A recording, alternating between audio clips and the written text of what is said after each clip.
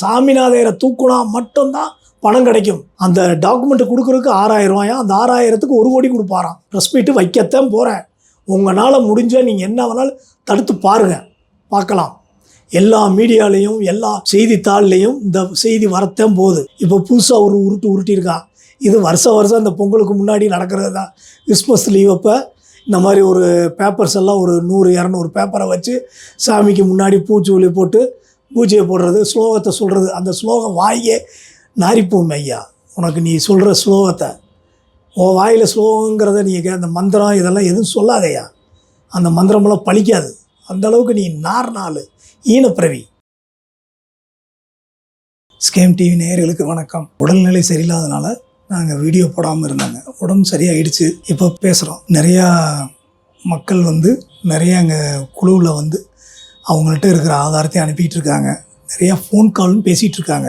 நிறையா அவங்கவுங்களுக்கு குறைகளையும் சொல்லிகிட்டு இருக்காங்க. முதல்ல நம்ம பணம் கொடுக்கறத நிறுத்தணும்.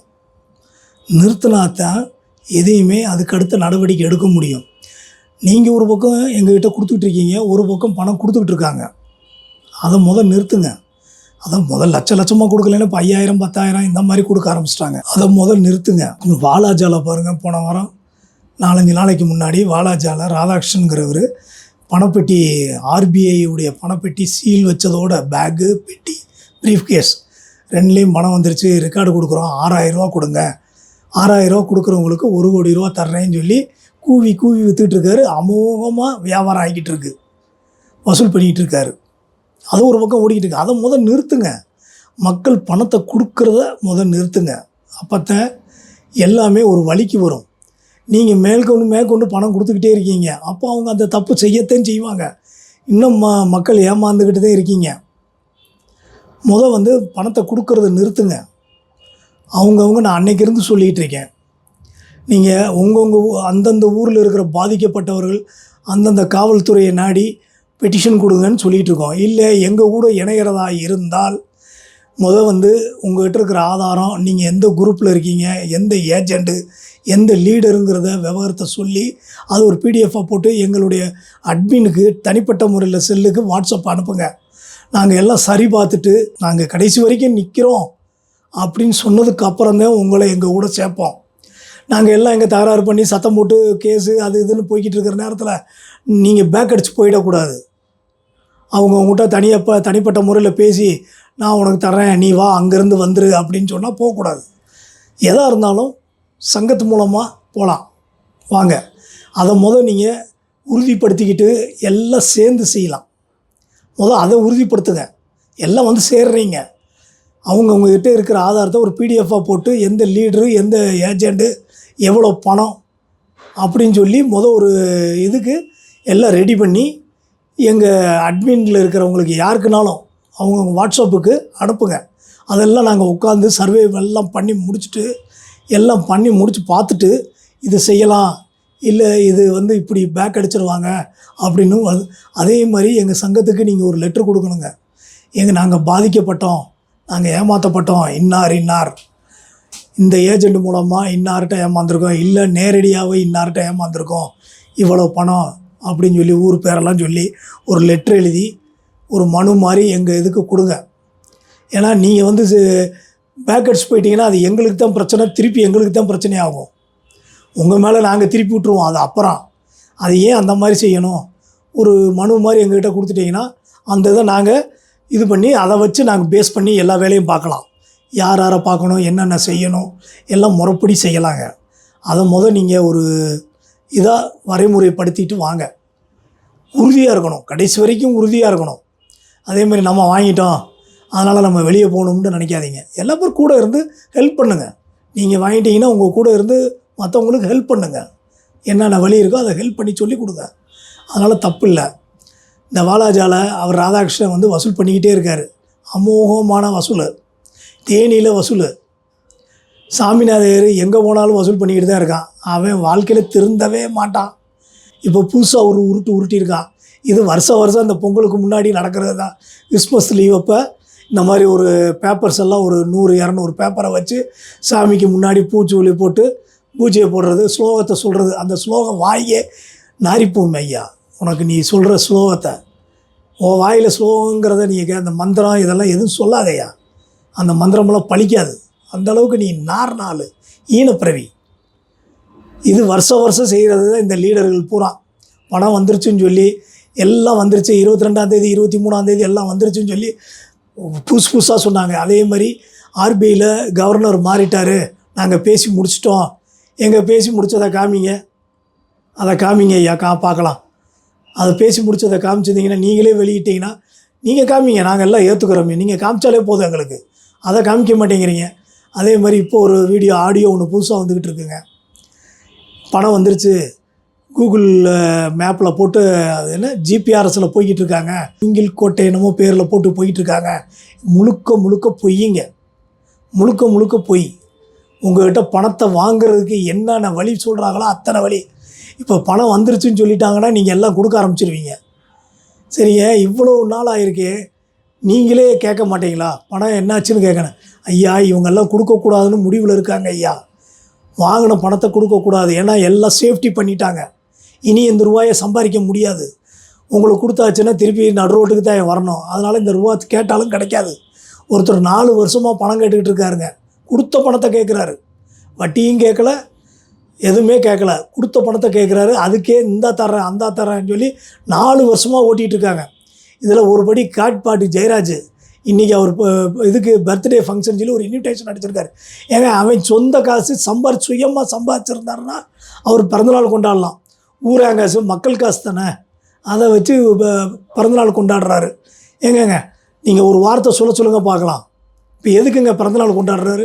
வருஷம் 5 பிறந்தநாள் எதுக்குங்க கொண்டாடுறாங்க? நீங்களே யோசனை பண்ணி பாருங்கள். நம்ம பணங்க, நம்ம பணம், நம்ம வயிற்ற கட்டி வாயை கட்டி சம்பாரித்த பணம். நீங்கள்லாம் எவ்வளோ கஷ்டப்பட்டு சம்பாரிச்சிருப்பீங்க இந்த பணத்தை. அவன்கிட்ட கொடுத்துட்டு அவன் இன்றைக்கி ஒரு நாளில் எவ்வளோ செலவழிக்கிறான் போய் பாருங்கள். பிறந்தநாளும் எதுக்குக்கே பிறந்தநாள் கொண்டாடுற? குழந்தை பிறந்து முதல் நாள் பிறந்தநாள் கொண்டாடுவாங்க. முதல் பிறந்தநாள் அதுதாங்க கொண்டாடுவோம். பிறந்தநாள் கொண்டாடு, வீட்டளவில் கொண்டாடிட்டு போய. இங்கே அவவே சாகுறாயா கொடுத்து போட்டு சாப்பாடு இல்லாமல், படிப்பு இல்லாமல், வேலைக்கும் போகாமல், மெடிக்கல் செலவு இல்லாமல் அவன் சாகுறான். நீ அங்கே தோராணமாக தண்ணியை போட்டுக்கிட்டு சுற்றிக்கிட்டு டான்ஸ் ஆடிக்கிட்டு இது எதுக்கு இப்போ பிறந்தநாள் கொண்டாடுற? இதுக்கு ஒரு இன்விடேஷன் அடித்து எல்லோரும் வாங்கங்கிற. இன்றைக்கும் வசூல் பண்ணுற. இதில் என்ன தெரியுதுன்னா, வசூல் பண்ணுறதுக்கு ஏற்பாடு. கரிஞ்சோறு போட்டோடனே வசூல் பண்ணுற. நீ மதம் மாற்றுறதுக்கு தான் இந்த வேலையெல்லாம் பண்ணிக்கிட்டு இருக்க. நீ இருக்கிற பணத்தை வச்சு மதம் மாற்ற. ஐயா, மத்திய அரசே இவரை கொஞ்சம் உளவுத்துறை இவரை கொஞ்சம் தனிப்பட்ட முறையில் விசாரிங்க.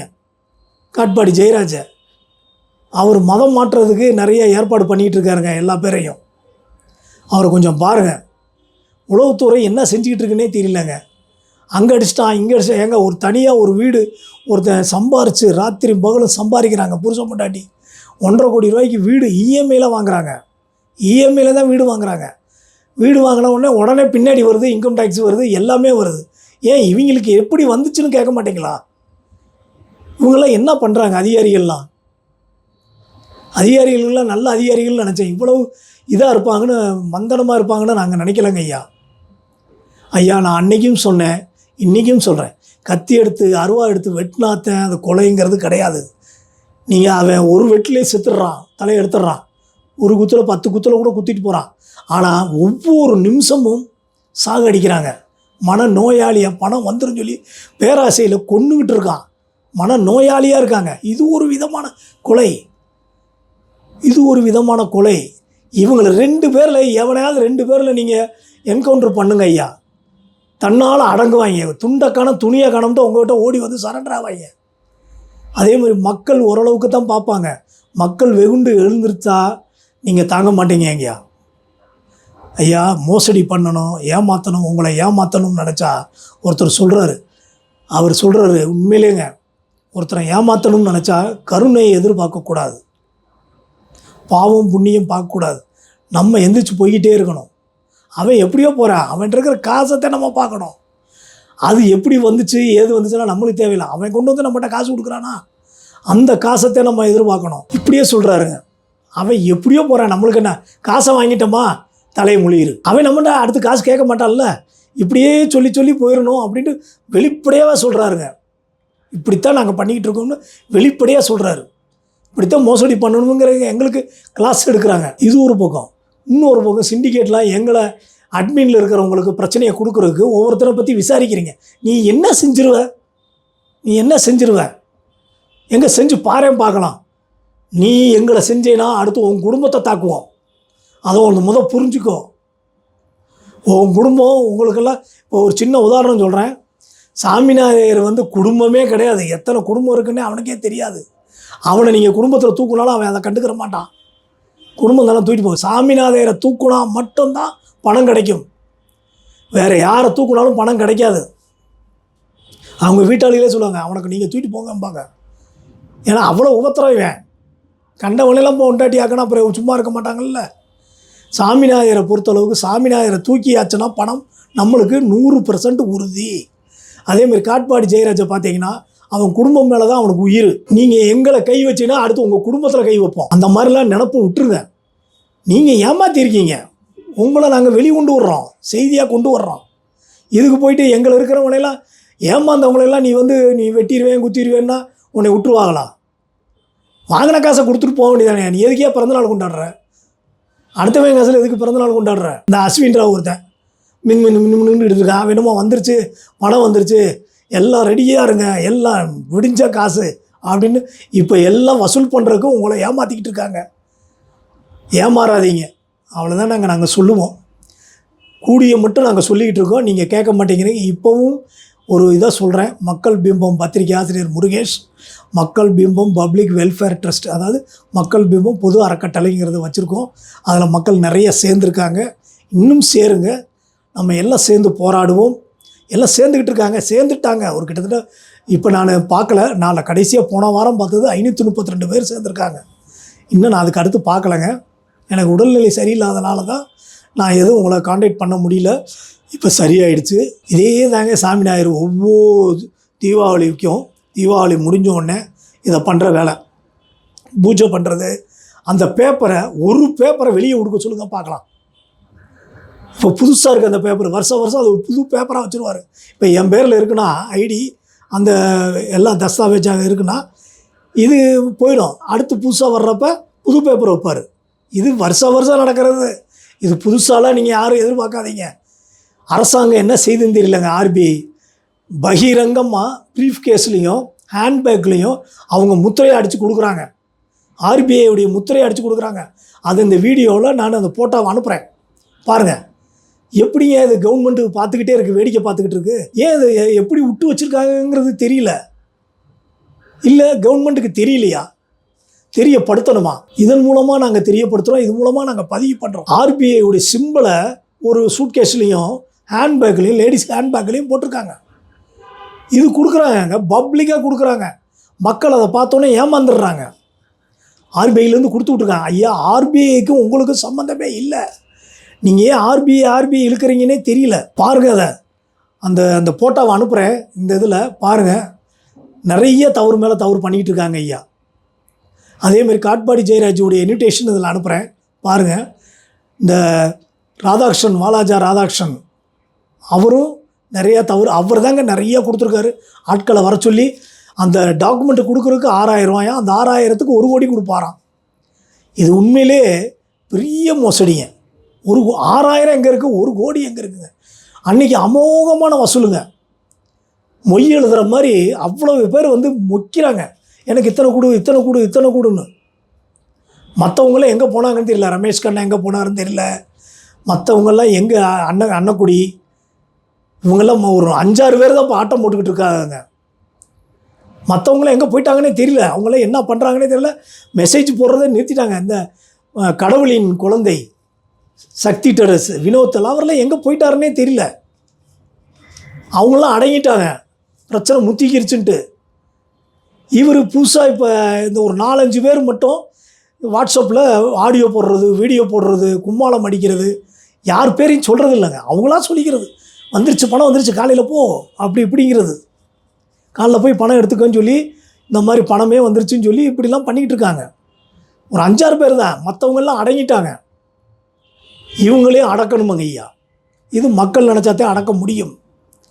எல்லோரும் சேர்ந்து வாங்க, எல்லாம் போராடுவோம். இப்போ ப்ரெஸ் மீட் வைக்க போகிறேன். கோவையில் தான் ப்ரெஸ் மீட் வைக்க போகிறேன் கோயம்புத்தூரில். நீங்கள் எல்லாம் சேர்ந்துக்கங்க. சேர்றவங்க தனிப்பட்ட முறையில் குரூப் அட்மினில் இருக்கிறவங்கள்ட்ட தனிப்பட்ட முறையில் ஃபோன் பண்ணி சொல்லுங்கள், நாங்கள் கலந்துக்கிறோம் அப்படின்னு சொல்லுங்கள். இது ரகசியம் காக்கப்படும். பெரிய லெவலில் பண்ண போகிறோம். ப்ரெஸ் மீட்டு வைக்கத்தான் போகிறேன்.